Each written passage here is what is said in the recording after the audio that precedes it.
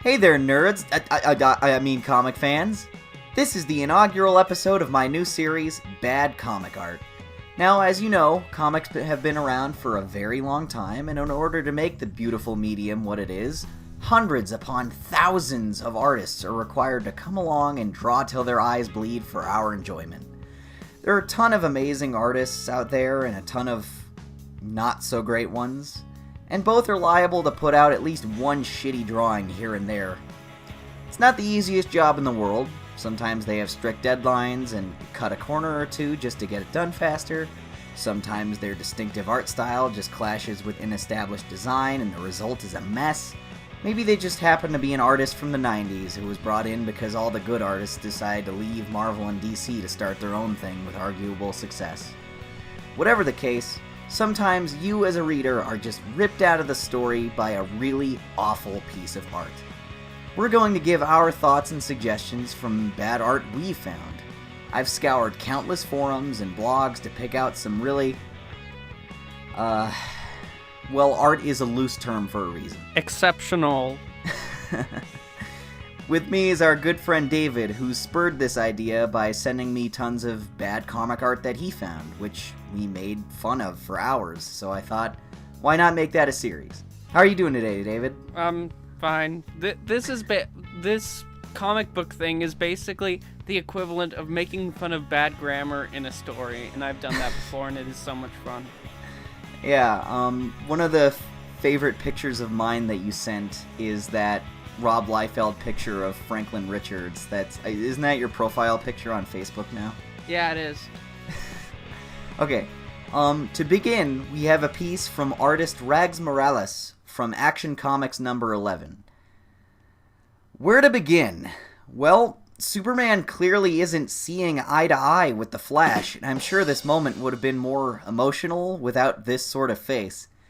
Just slap a beanie hat on him and he looks like the kind of guy that would try to trademark reaction videos on YouTube. Wow, what about this? Like his eyes just drift apart. In fear, alone. Or something like that. Now, it's always confused me how art like this slips past to print, especially considering the dialogue next to it. I mean, it doesn't take a rocket scientist to see that these don't line up. It was a deadline thing, I think. Yeah. Now, it probably wasn't that hard as a penciler to go back and erase those two black dots and make new ones. And then it probably wouldn't be that hard for the colorist to go and fix it as they add all the depth to it. The badness of this is really, really very subtle. But to me, it's a lot more fun if I imagine that it was intentional. Imagine, like, Superman is just going like this, and he's so whacked out of his mind on a chemical or substance or something that he's just saying random bits of nonsense like what these captions are. These captions are totally pretentious. So Superman's on like a bad drug trip? Yeah, and he's just saying these things like they're the most imaginative discoveries ever invented by anyone. It's like he's sort of standing there just sort of swaying slowly backwards and forwards while saying these random things. And then Batman is scanning his blood to detect foreign chemicals, and Green Lantern is just laughing his head off while Diana is politely turning the other way, and Flash is just sort of nodding awkwardly, trying to get away, while Superman keeps walking towards him, saying vaguely poetic nonsense. That's a lot more fun than this sort of minor mistake. Yeah, just like paint a whole new scene based on what we're not seeing here. Like everyone else in the Justice League is very concerned for his mental health. Yeah. Now, a point I wanted to bring back is that colorists can add a lot to drawings if they put the time into it. Then again, there are examples of colorists who made the art considerably worse. The prequel tie-in comic for the game Injustice: Gods Among Us, by the same title, has become infamous for some hilarious art. The problem stemmed from this book being released on a weekly basis digitally, and artist David Yardin gave us this masterpiece. Oh. Where he's punching the What is thing. he punching? I can't tell. I looked at one of the earlier panels from this, and I think it's some kind of like training post. It's like the color of his blood and like his fist sort of mixed together with whatever that thing is, and I can't tell. Now, is that even his fist? It looks weird and huge. the perspective is strange, and like Batman's big blue eyes look pasted over his lower eyelids, and the angle looks excruciating. And like he looks like he's in pain. His teeth, Batman must be knocking out a lot of his teeth, and then those must be replaced with implants that are like from a horse or a beaver or something. He looks like he wanted to get away with sleeping in class and asked Superman to come draw those eyelids on with a Sharpie.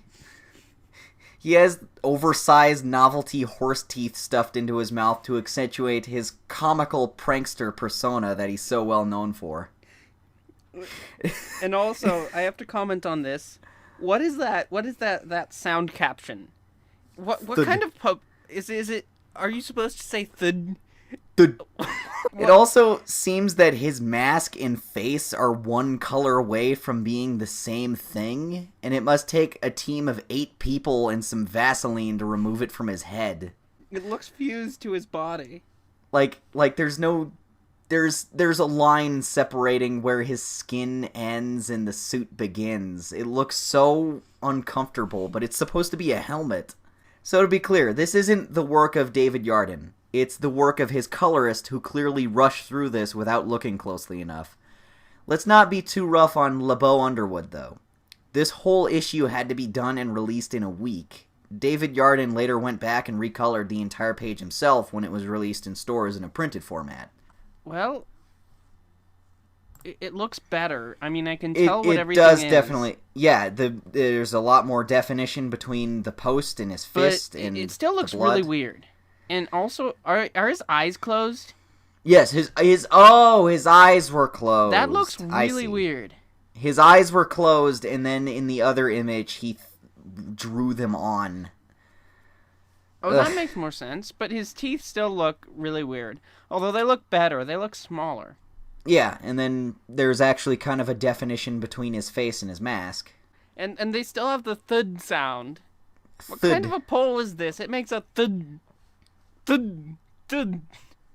What? I don't know. The artist Yardin should definitely consider himself lucky that he got to go back and fix his butchered work later on.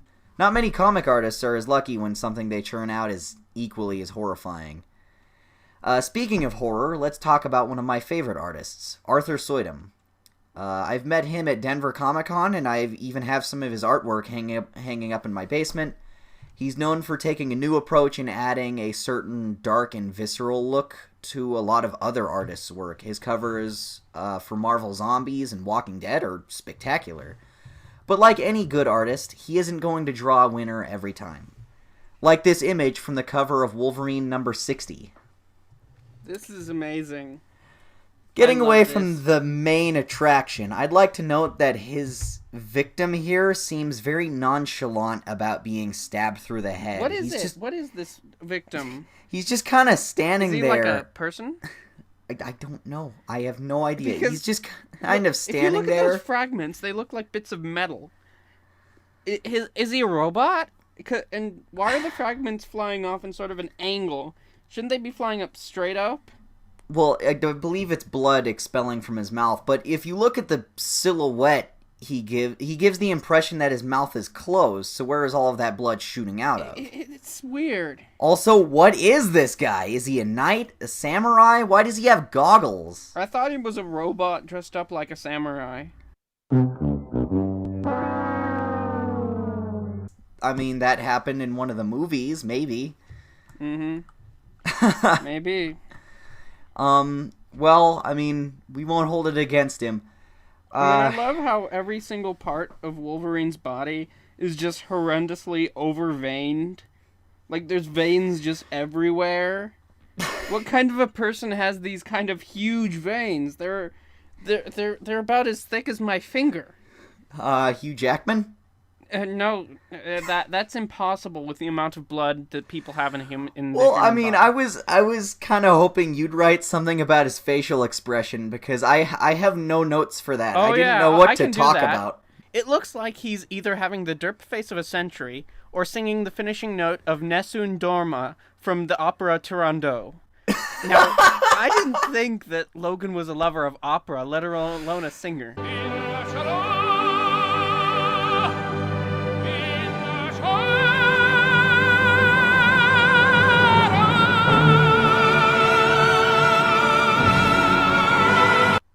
His eyes are squinting. They look so joyful and happy. He's definitely singing. He's the best there is at what he does, and what that is sing opera. Okay, so for the sake of variety, I found a panel from a WCW comic. Now, wrestling has a pretty silly lore, and it's a lot of dudes in costumes punching each other. So I imagine they thought that would work great as a comic, and boy were they wrong. This art is from the 11th issue, drawn by artist Ron Wilson, who apparently forgets how mirrors work in this image. We see Sting staring into the mirror and looking upset about the bar stool seat that's attached to his scalp. And also, I can't help but notice that the big, letter C is facing the wrong direction in his reflection. Also, his eyes are the wrong color. His eyes are blue. I didn't even see that one because I'm partially colorblind. His eyes are blue in the main picture, but his eyes are brown in the reflection. What? What? I mean, I guess it was like a stylistic thing to make the colors so different, but like even his eyes? Yeah, his eyes. His skin is like, what color would you say that is? His skin is like sort of a peach maybe in the rail one, and then he's more of like a urine yellow in the reflection. But okay, I know drawing a character in a mirror can't be easy, but the least you can do is make sure the physics of a mirror work properly. Also, the angle is really off too, because he's sort of looking into the mirror from the side, but it looks like he's looking into it head on from the reflection. He looks like he's taller than his reflection. Yeah. And I like to imagine that this works a lot better if it isn't actually a reflection of the guy, but a clone. You know, like in The Sorcerer's Apprentice when you get trapped on the wrong side of a mirror. Does anybody else remember that? I'm glad that you brought up your interpretation of this, because I said that Sting may also be having vivid hallucinations of his evil alternate personality. Yeah, maybe. But I haven't read it, so I'll assume that's what's going on to help me sleep at night. And also, if you look, the tattoos are different on the reflection. Like those little nubs that come out from the sides, they go down all the way to his mouth, or the inner. Oh yeah, even if his facial expression was different, that wouldn't look like that. There is so much wrong with this image. Wow, it's wonderful. This belongs in a museum. It does. It belongs in a museum. Thanks, Harrison Ford. I can't wait for you to be in another Indiana Jones movie that disappoints everyone. Now, let's top it all off with a picture of the Caped Crusader using his hang glider made of stone to do mid-air acrobatics. This art is from Kelley Jones in Gotham After Midnight. You see, there is such thing as stylizing an image too much. It's clear that style involves exaggerated proportions and a lot of shadows, but this image is just taking it too far. Batman's leg is more than twice as thick as his head. Well, I guess he's been doing a lot of squats lately. With his one leg that he has. Where's his other one? If his legs are that huge, shouldn't we be able to see at least a little of his other one? This is less the Dark Knight and more the Thing. His arm, his left arm, the one that goes backward, is twisted so far back that he's either possessed by the devil or it's broken. And his right arm goes from incredibly thick to really, really thin at the wrist. It's just so bizarre. Like, is that glove incredibly tight in pinching the circulation off to his hand? Yeah. Why does his cape sit at this angle? His left arm is sticking out of the back of it, but the implication is that he's using it to glide. Did he rip a hole in it and the cape is collapsing as he falls to his death? Thank God we never let John Carpenter direct The Dark Knight, because this is what would have happened. The Thing.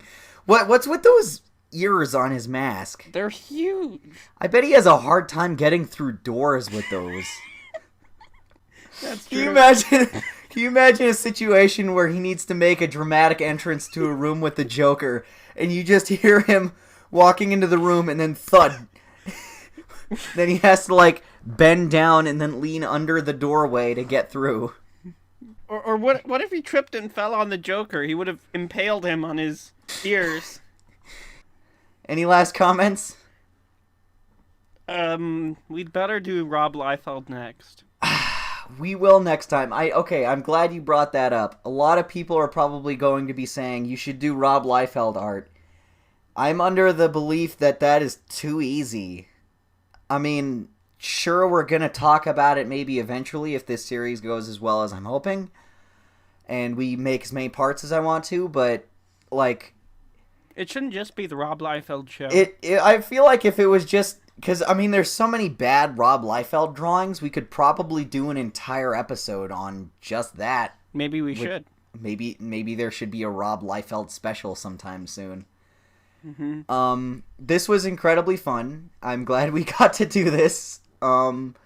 This was a very interesting type of video because I sent David the images beforehand and told him to write down his list of notes about them. And I wrote down mine, and then we'd read them off to each other so we could get some genuine reactions. This was the first time either of us had heard the other's jokes. Yeah, so that's why there was a lot of giggling at each other. Yeah. I like this format, and I was worried it wouldn't go as well as it did, but I would say this was a success.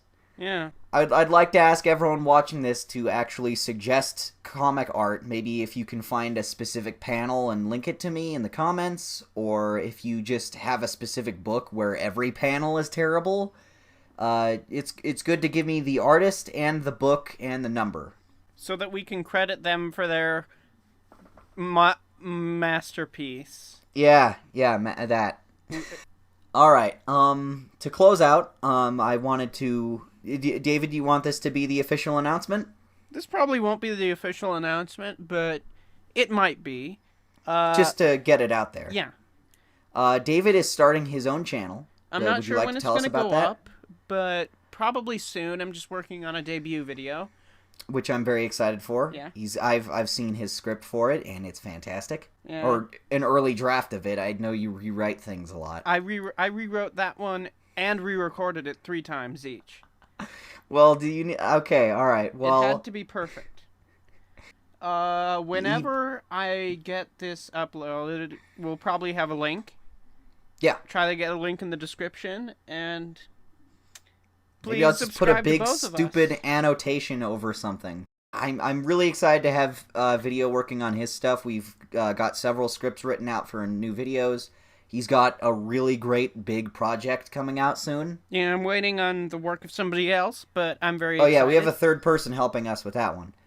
And I gotta say, I hope we can do this again soon. I'm gonna start trying to find images for the next one. And good luck to you with the channel. Mm. So, yeah. Yeah. All right. What should we close this out with?